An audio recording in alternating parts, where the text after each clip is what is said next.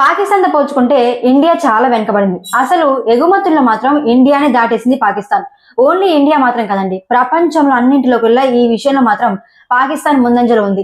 దేని గురించి అనుకుంటున్నారా? బిచ్చగాళ్ల విషయంలో. రీసెంట్ గా సౌదీ అరేబియాలో పాకిస్తాన్ కి చెందిన 5,000 మంది బిచ్చగాళ్లను తిరిగి పాకిస్తాన్ కి పంపేశారు. దీనికంటే తరిమేసిందని చెప్పడం చాలా బెటర్. పాపం పాకిస్తాన్ యొక్క ప్రధానమంత్రి షహబాజ్ షరీఫ్ ఒక మీడియా సమావేశంలో కొన్ని సంవత్సరాల క్రితం ఏమన్నాడంటే, మేము ఏ మిత్ర దేశం దగ్గరికి వెళ్ళినా కూడా మేమేదో వాళ్ళ దగ్గరికి అడుక్కుని తినడానికి వెళ్తున్నాం అన్నట్లుగా చూస్తారు అన్నాడు. ఆయన ఏ ఉద్దేశంతో అన్నాడో తెలియదు కానీ ఈ రోజు అదే నిజమైంది. పాకిస్తాన్ యొక్క మిత్ర దేశాలైన Saudi Arabia, Malaysia, Oman, Iran, Iraq వంటి దేశాలకు సంబంధించిన విజిటింగ్ వీసాలను తీసుకొని ఆ దేశానికి వెళ్లి అడుక్కుని తినే వాళ్ళ సంఖ్య ఎక్కువైపోయింది. అయితే ఈ విషయాలన్నింటినీ చూసి భయపడిన ఆ దేశాలు ఏం చేశాయంటే పాకిస్తాన్ కి విజిటింగ్ వీసా ఇవ్వాలంటే భయపడుతున్నారు.